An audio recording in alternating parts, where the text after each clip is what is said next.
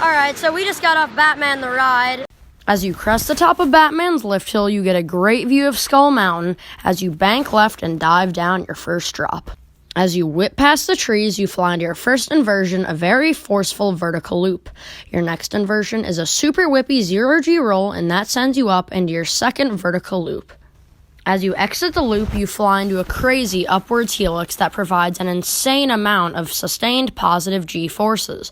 As you get a nice breather, you drop to the right and fly into your fourth inversion, a whippy wingover. A right turn later, that sends you into your fifth inversion, another wingover, and then one left turn later, you fly right into the brakes. Batman the Ride opened at Six Flags Great Adventure in 1993. Or should I say Batman the Rides opened at various Six Flags parks in the 1990s. Yeah, so Batman has been cloned many times, but I only have been on one Batman clone. So this review will be only focused on the one at Six Flags Great Adventure.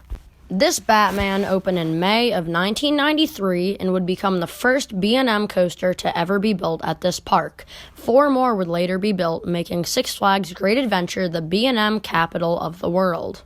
Batman the Ride has a height of 105 feet, speeds of up to 50 miles per hour, 2,693 feet of track, and a total duration of 1 minute and 30 seconds. Let's get into the presentation category. Batman is located on the right side of Great Adventure, literally located right next to Nitro. The presentation is overall pretty good. You can see it from almost all of the park's DC area, and its setting right next to Nitro is perfect. So for presentation, I will give Batman an 8 out of 10.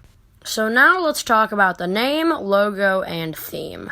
Batman the Ride is a very typical Six Flags name with well over 10 roller coasters with that exact same name. The logo is also very typical for Six Flags, and the theme, well, let's just not talk about that because there is definitely not a theme to be found. So for the name, logo, and theme categories, I will give Batman a 6 out of 10. I only give it a 6 because it is so unoriginal. So now, let's get into the ride experience category. And just to say this, if you do not like forceful rides, Batman will definitely not be your type of ride, because it is so intense, probably one of the most forceful coasters I've ever ridden.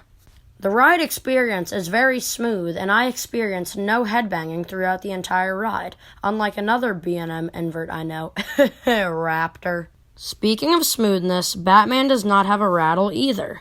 The track is greased well throughout, and the coaster itself is very smooth. So for a ride experience score, I will give it a 10 out of 10. Not because it's the best roller coaster I've ever ridden, but the ride itself is very smooth, forceful, fun, and has no headbanging. So let's talk about Batman's restraints. Batman has the typical B&M over-the-shoulder restraints, and I do not mind these type of restraints. Now, they are not ideal, as I do prefer the B&M vest restraints, like on Valraven, Banshee, and other coasters like that. But these restraints are not bad in any way. Now, they could cause headbanging on other rides, but as I mentioned earlier, there is absolutely none to be found on Batman. There is also an additional seatbelt, but that does nothing to affect the ride experience. So for restraints, I'll give Batman an 8.5 out of 10. So now, let's talk intensity. And Batman might just be one of the most intense roller coasters I have ever ridden, providing no break throughout its tight and intense layout.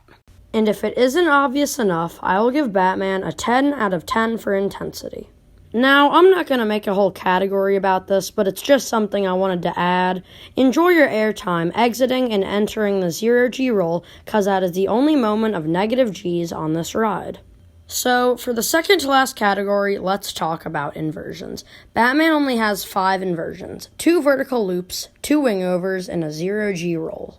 And these inversions are all super forceful, super whippy, super tight, and super compact. And these are some of my favorite inversions on any B&M roller coaster. They all send the blood rushing to your feet, and they all provide a great amount of positive G-forces. And for the inversion category, I will give Batman an 8 out of 10, because with the track length they had and limited space, they did everything they could perfectly.